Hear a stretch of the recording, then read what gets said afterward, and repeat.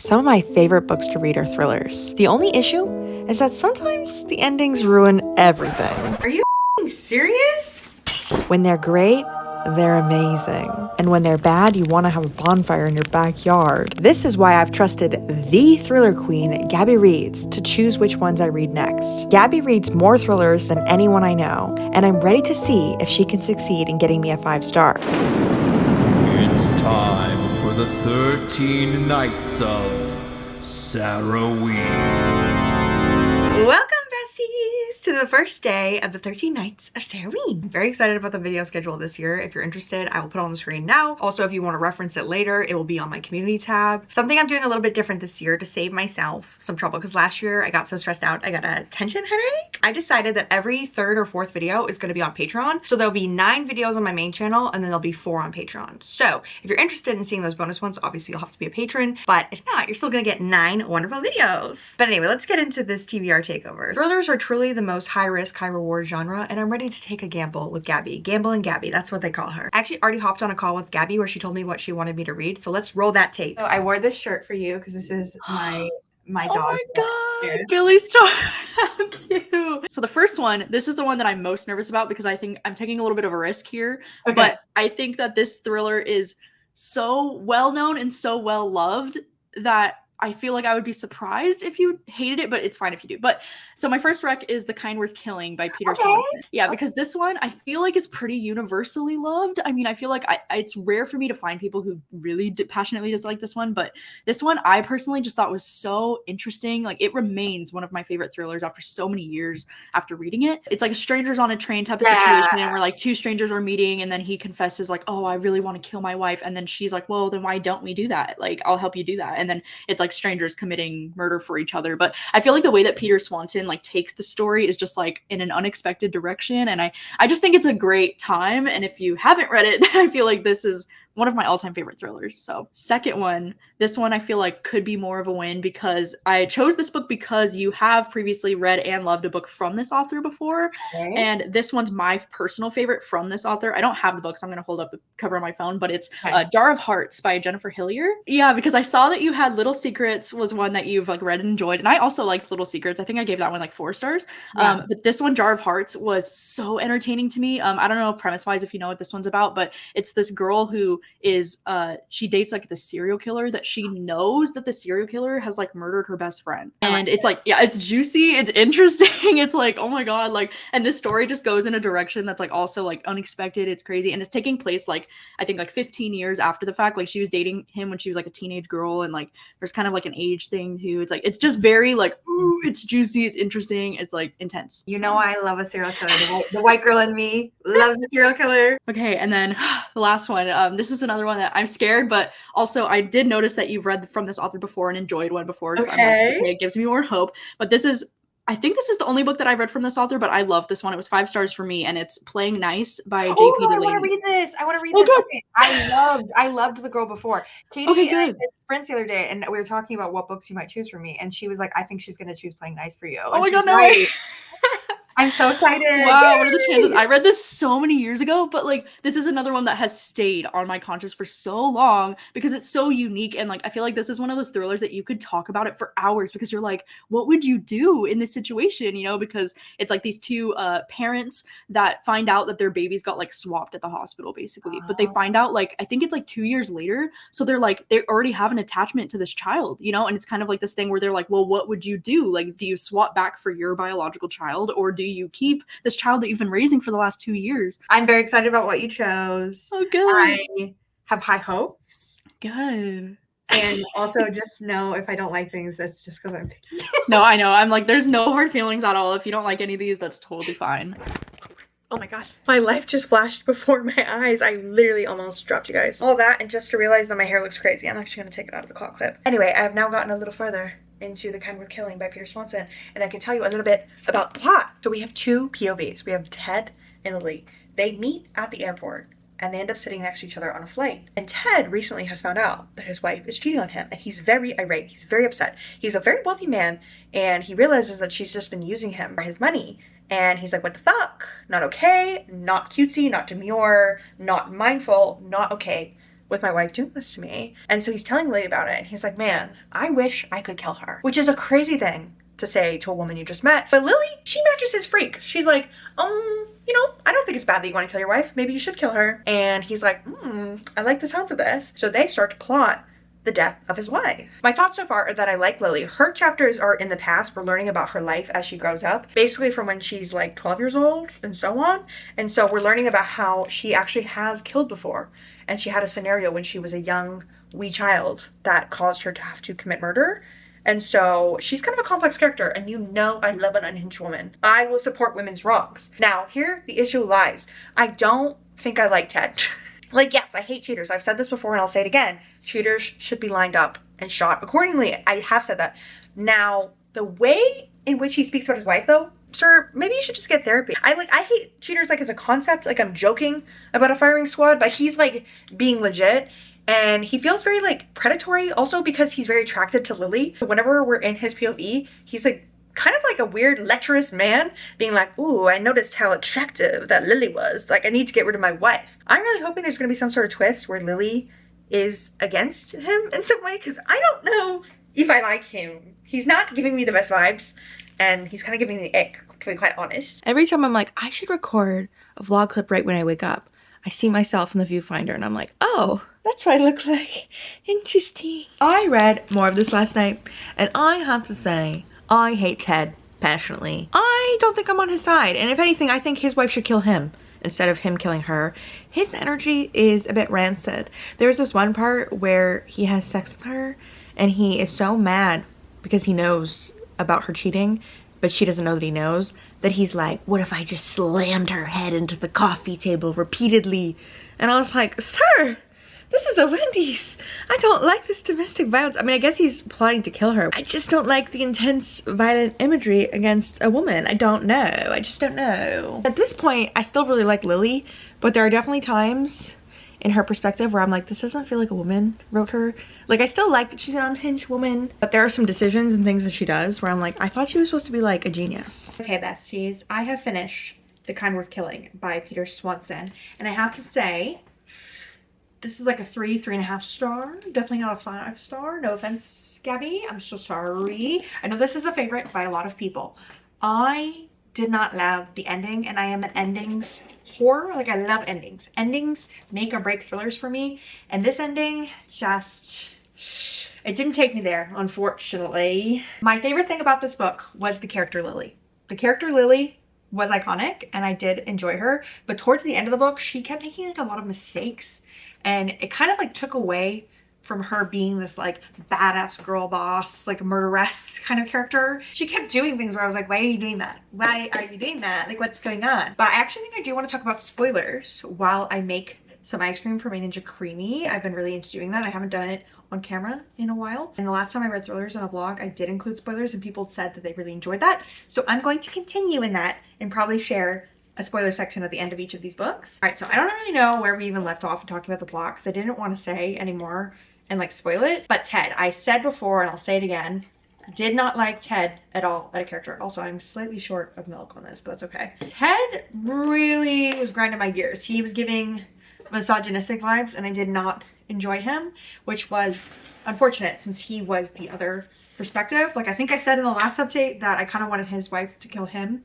and I got my wish because she did kill him. She was having the affair with the contractor so that she could convince him to kill her husband for her. We find out in Lily's perspective that Miranda is actually a girl that Lily knew in college, and so when she saw Ted at the airport, it was very calculated going up to him because she technically had met him before when him and Miranda first got together, but he didn't remember meeting her, so she was able to pretend like she didn't know him, and she's always wanted to kill Miranda because she stole her college boyfriend. And the only reason that we didn't connect it at first as readers is because Miranda is her first name and she used to go by her middle name, but she has a name change in the story, which is why as a reader you don't understand it first from Lily's perspective, like growing up, because all of Lily's chapters are kind of like what led her up to this point, and eventually it becomes current day, but it takes a while to get there before we figure out like what Lily's up to. But we do find out that she killed her college boyfriend. We also find out that she killed this guy when she was 12 that was honestly kind of like a pedophile. Like, he used to stay with her parents, he like snuck into her room and did some weird stuff, and so I was like, okay, yeah, you should kill him. The boyfriend in college, I was like, okay, that feels a little harsh for the fact that he cheated on you, but okay girl, slay I guess. Then she always kind of wanted to get back at Miranda. Now she finds her opportunity when Ted is like, I want to kill my wife. And so she's like, amazing. But he doesn't know that they know each other, and she never tells him. And so he is like all having the hots for Lily, and he was honestly creeping me out. Like I did not like his character even a little bit. And then Miranda ends up getting her boyfriend to kill him. And Lily's like, fuck. And she's also very mad because she knows that Miranda probably did this. And so she's like, I need to get rid of Miranda. Like I have to get rid of Miranda. So she approaches the guy that Miranda's having an affair with, and she tells him that Miranda's gonna double cross him, and because he's convinced that him and Miranda are in love, but that's not the case. And then there is a scene where they like get together at the mansion that's under construction, and then he ends up killing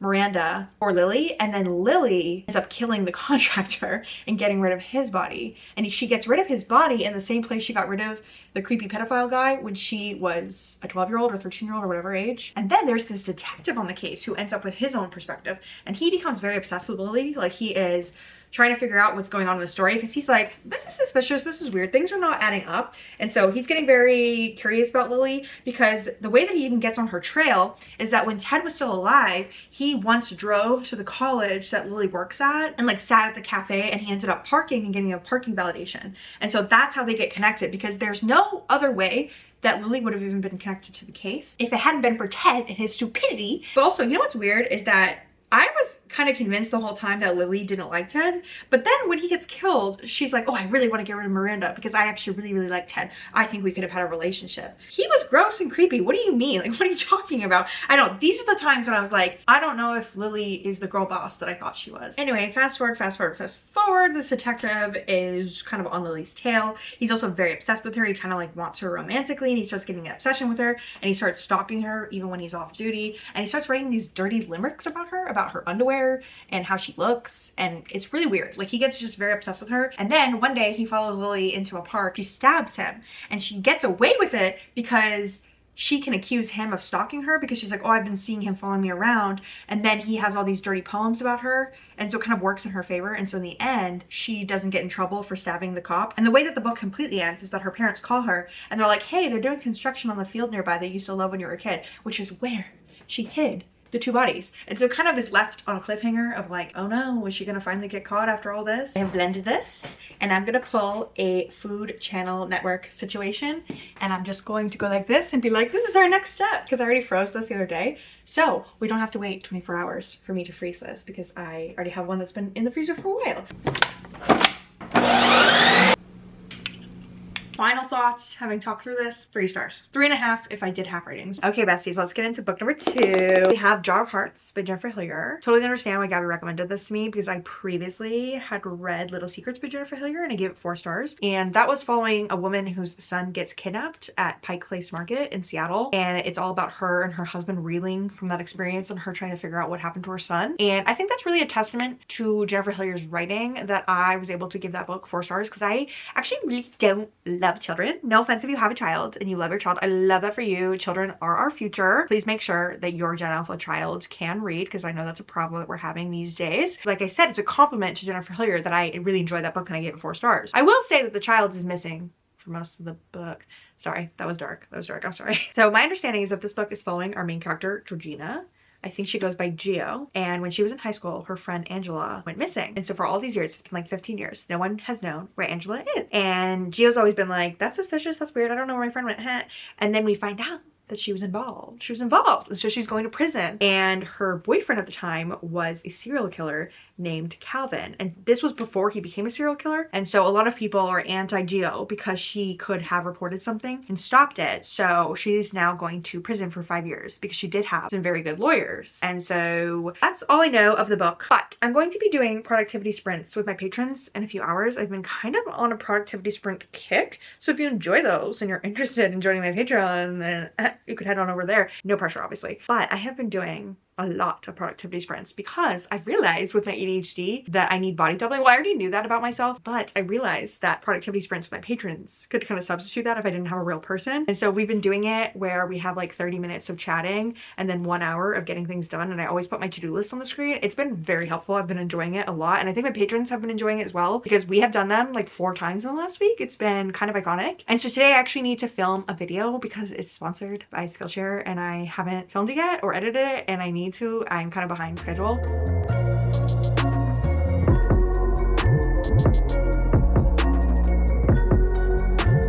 Gio has now been in prison for a while. And at first when she got to prison, she was being bullied real bad and bad things were happening to her. But then she gets involved with this woman who kind of runs the place. And so now she's protected.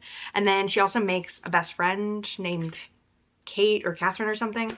And so there is a little bit of a heartwarming friendship happening. And also pretty quickly into her being in prison, Calvin actually escapes from prison. And so it's giving very much when she is released from prison, he's going to be trying to get her, because when they were in the courtroom, when she was being sentenced, he handed her this note and it said, "You're welcome." And I was like, what does that mean? And then she ate the note. And the main detective who's been working on the case is this guy that was in love with her in high school. And I don't really know why that's not a conflict of interest as far as him working on the case, but I guess the town they're from, he's just one of the lady detectives. I don't know, but he's the one that like kind of brought her in. And so we haven't really found out exactly how it happened or what happened. All we know is that Gio was sentenced to prison. I am invested in the story. I'm really loving the depictions of things. I'm liking pretty much all the characters. So I'm a little nervous for what's gonna happen when Gio gets out of prison. Like, is Calvin gonna be there? Is he gonna attack her? Is he gonna hunt her down? So far, this feels like this could be on its way to a 5-star. So Gabby,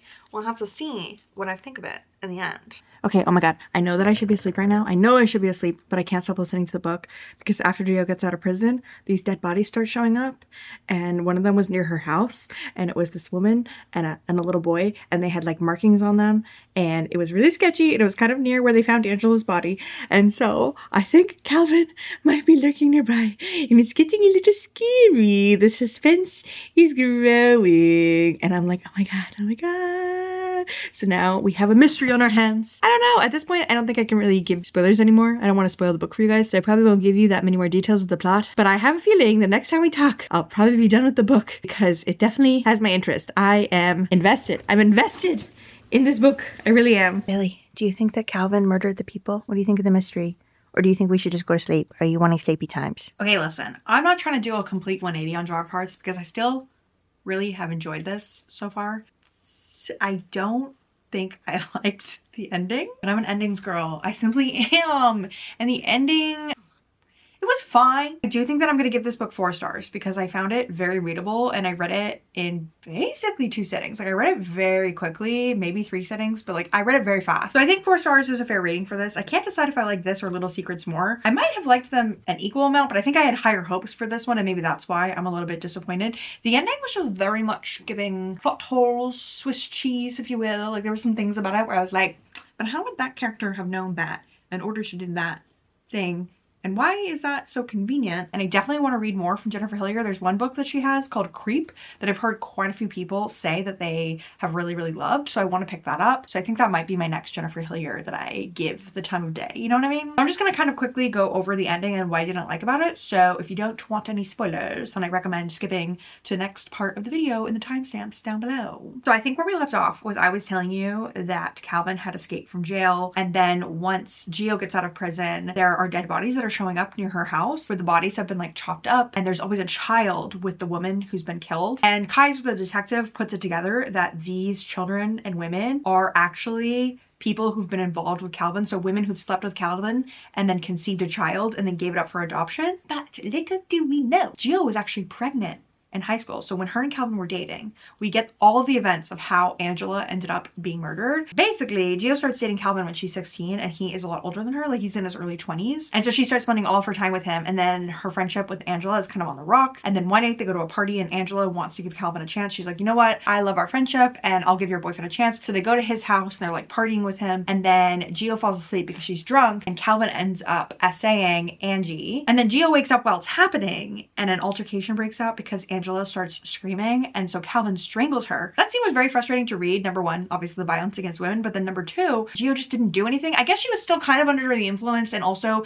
at this point in the story, Calvin had already been hitting her and they had kind of an abusive relationship, so I think she was scared of him. She can't believe that Angela is dead, and so then she helps him dispose of the body, which is obviously why she ended up going to prison. We kind of knew that at the start, but we discover like she was just kind of put on the spot, and he convinces her and gaslights her into like, you watched me do it, so you're a part of the crime, and if you report it, then you'll go go to prison too. And we find out that the reason that Angela's body was chopped up was actually because Gio did it. Because when they're like digging a grave in her woods or whatever, Angela's body wouldn't fit into it. And so Calvin was like, I don't know what we're gonna do. And then Gio was like, let's cut off the body. And she did that. I don't know. So we kind of learned that she's also kind of like a little freak. Like she's a little bit of a freak, like little not well, that she could do that to her best friend. So after they dispose of Angela's body, Gio doesn't know what to do with herself and she's so upset. So she ends up distancing herself from Kaiser. And so they end up not being friends for the rest of high school. At this point in time, today, like in present day, Kaiser's still in love with her and they actually end up having a romance, which is kind of, it's whatever, it's fine. It's just kind of there. And anyway, so back in the past, Gio's like very upset. And then Calvin comes to see her because he's leaving town. He's like, you should come with me. And she's like, I'm literally 16. I'm not going with you. I have a life. And then he actually essays her too. And then she gets pregnant. And so she has a baby and then she gives the baby up for adoption. So that's when, you know, the gears really start turning. We're like, oh, she has a child. And so I'm like, oh, he's the one that's been killing all the people that keep showing up. Gio does not figure this out though. And so she ends up getting in contact with her son and she's like, hey, I would love to have a relationship with you. But then we find out that the people that adopted him pretty much neglected him and ended up getting divorced and he ended up getting abused by this random guy. And so he has like a lot of resentment towards Gio. He's like, you gave me up, whatever. And he's also kind of a psycho because of who his dad is. And so then he tries to essay his mom, which is a crazy scene. This is the part where I'm just kind of like starting to be like, okay, this is kind of going off the rails.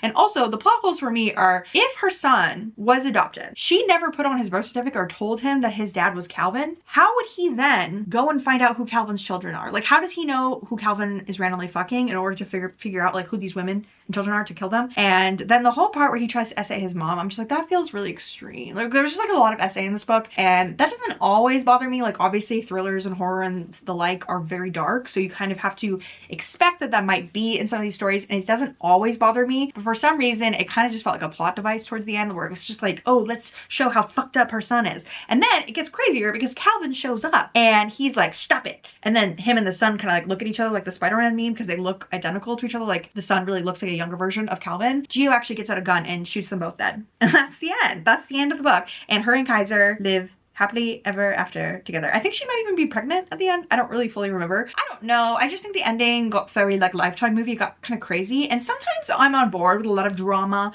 and craziness. Like sometimes that really speaks to me and my drama loving soul. The day I finished this, I don't think I was feeling that because the beginning was so promising. I loved the way that Jennifer Hillier described the characters. I loved it. It felt like there was like a story going on outside of the thriller. But again, I don't think this goes beyond a 4-star for me. And I think I am really fighting my urge to not give it 3 stars because I didn't like the ending. But I'm just trying to be true to my experience up to the end, that I really, really did like it. And I liked the serial killer aspects. So even though the ending didn't super land for me in general, I enjoyed it. I just thought it was also kind of obvious. I also thought Little Secrets was a little obvious, but for some reason that story just like resonated with me. I think I might have liked Little Secrets more. But anyway, I'm excited to read more from Jennifer Hillier, and I don't think this was a bad choice. I just don't think that this is a 5-star for me, unfortunately. Okay, besties, I cannot lie. I am already over halfway through Playing Nice by J.P. Delaney, and I haven't updated you guys. I'm so sorry. The real issue at hand is that I don't think I like this book at all. Unfortunately. I'm sorry, Gabby. I'm sorry. I am a picky bitch and I apologize. Problem numero uno is that this book heavily features children.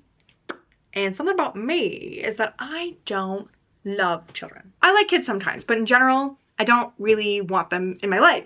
And I definitely don't necessarily want them in my thrillers. And so this book is following 2 sets of parents. So our main parents are Pete and Maddie. So when Maddie was pregnant, she actually went into labor early. Her baby ended up in the NICU, and now the child is 2 years old. His name is Theo. And this random man named Miles shows up, and Pete is actually a stay-at-home dad. So he's like hanging out with Theo, and then Miles comes in and he's like, hey, actually, Theo is my child, and your son David is at my house. Our kids were switched at birth in the NICU. And so something about Pete that really irritates me is that he's very naive. So he immediately starts a relationship with this other family. He's like, oh my God, let's make our kids like cousins. I'll make you like the godparents. Like, let's get this relationship on the road.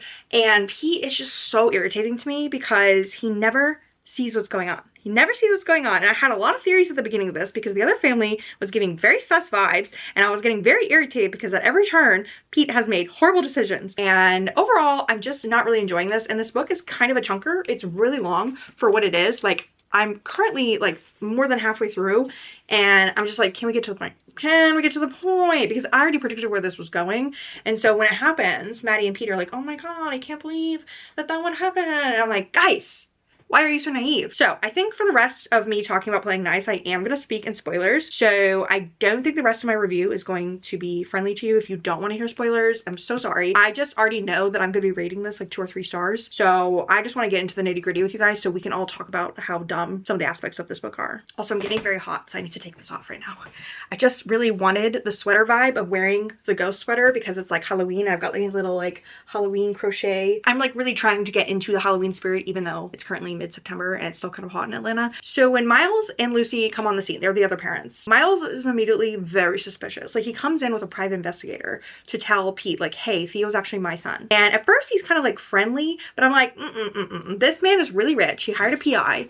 I think he's building a case against you. That's what I think is happening. And then Miles is just like really forceful with them about wanting to go on vacation together and wanting Theo to come over, and he keeps showing up at their house at random times, like bringing gifts for Theo. And I'm like, how are you guys not seeing that this man is super suspicious? Like he's so weird. And Pete is just so friendly and nice. Like they call him Saint Pete because he's so nice, but he's very irritating to me because he's kind of a loser. He's kind of a pushover. He just doesn't even realize what's happening. Like the whole time I'm like screaming into the void like, Pete, he's trying to rip you off. He's trying to steal your son. Also, they decide not to switch the kids back because they're like, oh, you know, they're already 2. That would be weird. And so when they go and meet David, they find out that David is actually like brain damaged from when he was in the NICU. And then it starts getting weird when he insists that they go on vacation together for Easter, and Maddie and Peter have to like make up a lie to not go. And then Miles just like snaps. He like changes his personality. He gets really mad at them. And then he ends up showing up at their house on Easter weekend and finds out they're having a dinner party. And he gets like really irate. And then after that, that's when they get served papers that they have to go to court. Miles has been building a case against them. Like I said, I called it. So now it keeps getting worse and worse because at every turn, Pete makes horrible decisions, like absolutely horrible decisions. Like he meets up with the nurse from the NICU who took care of Theo and David when they were there. And she basically begs him to lie and say that the babies did have their ankle tags on when they came into the NICU so that she would get off of suspension. And Pete's like, yeah, of course. And he does that. And you know what that does? It implicates him because Miles convinced them to sue the NHS so that they could make a bunch of money off the fact that their kids were switched at birth. And Miles is very smart. He was like 10 steps ahead of them because he was like, oh, I'm going to start this court case. And then in some way, we're going to spin this all around. And then it's going to implicate Pete that he's the one that switched the babies, not the nurses, because he lies. It's just been a whole thing. And there's all these lawyers and the British version of the CPS coming in. And it's very clear that no one is on Maddie and Pete's side. And I don't think it's looking too good for them. So I am going to finish the book. I don't want to DNF because I do want to know what's going to happen in the end. Like I want to know. And maybe the last 40% of this book could change my opinion on it. But so far, I'm a little annoyed with everyone. I'm annoyed with everybody. I think Miles is obviously evil. You're not supposed to like him. And Maddie, she's kind of like a passive mother. But to be fair, she is the breadwinner. She works. And then Pete is a stay-at-home dad. And on top of that, she suffered really intensely with postpartum after she had her son, which obviously at the time she thought was Theo, but it really was David. But then they took the wrong baby home or whatever. But anyway, so she's had some like mental health issues. She's also a little bit of an alcoholic. She like drinks like 2 bottles of wine every single night. And she kind of hates her husband, to be quite honest. Like she always talks about Pete being like comforting and a good person to be around. But then at the same time, she calls him Saint Pete and kind of mocks him in her head. So I don't think she really likes him. And then Pete is just irritating because you know people who try so hard to be good people all the time to the point where they're just like people pleaser doormats and then it causes more issues for them. That's him. That's him. So those are my thoughts. Those are my ranty thoughts about this so far. I feel like that wasn't super coherent, but that's fine. What I'm going to be doing for the rest of the evening is obviously listening to that on audio. And then I'm going to be taking all my press-on nails because I actually just took off a set. And I'm going to be taking all of my sets and going through them and sizing them to my hands because I get so annoyed when I'm doing my nails and I have to like redo it every time. And could I write down what size I was in like Kiss Voguish? Yeah, I could, but I always forget. So what I'm doing is I bought this little booklet where basically it opens and you stick these little stickies in here and it will let you like put your set of like 10 nails that you need.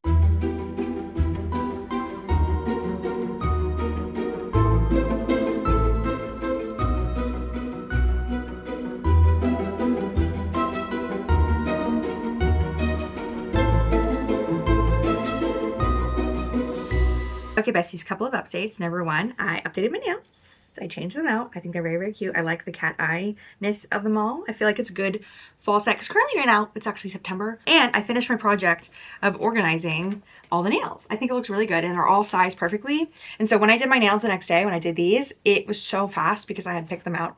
Anyway, I did finish Playing Nice by JP Delaney, so I can tell you my final thoughts and kind of what happens in the second half of this. I don't really know where we left off. So it's not looking good for Maddie and Pete because Miles has like planted all this evidence. At one point, Pete's laptop gets taken and they're like, we found child pornography on it because when he was using a porn website, there was an ad for anime girl porn. And so they're like, oh, you have child porn. And then also Maddie gets questioned a lot because they think she's an alcoholic. She is honestly an alcoholic. She drinks quite a lot. Fast forward, they're like in court for a while and then this mysterious video pops up and it's like Lucy coaching Theo to like his answers. So then this makes the judge kind of suspicious of the other couple, and so then the judge rules that the kids would be better if they stayed with their original parents. David's gonna stay with Miles and Lucy and Theo is gonna stay with Maddie and Pete, and so they win the case. Obviously they don't get David back, but they win the case. But then fast forward a few months, Pete is at the grocery store with Theo and he gets kidnapped by Miles, and Miles basically tells him, if you try to take my son away from me, I'm gonna kill him. So then they track Lucy down and they're like, why are you married to this abusive man? Because they know that she's afraid of him because she has had like bandages on her a few times and like he definitely like has abused her. And we find out that she's the one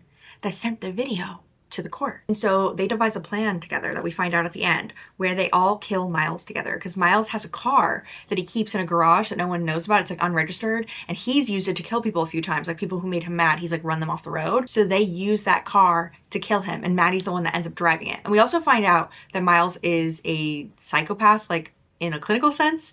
And then as they're doing this in Maddie's POV, she kind of tells us that she thinks she might be a psychopath as well because she has like no remorse for killing him and she like took a test or something. They obviously have Theo and then Lucy has David and they become like a big happy family and they're like really close and they're like at the beach at the end. And it seems like Theo's really happy. One of the child psychologists that they spoke to said that he definitely showed traits of like his dad, like being a psychopath. And so he kind of tells them that in order to kind of try to mitigate that, they have to be very caring, gentle parents. And so that's like what they're trying to do with Theo. And so I would say that I'm actually going to end up giving this book 3 stars. I was really nervous that I was going to give it 2 stars, but I think the second half saved it. This book is also just really long for a thriller. It's almost 400 pages. I'm glad that she really picked herself up by the bootstraps and was able to become a 3-star for me because I would hate to have given out a 2-star in this video that I'm doing with Gabby.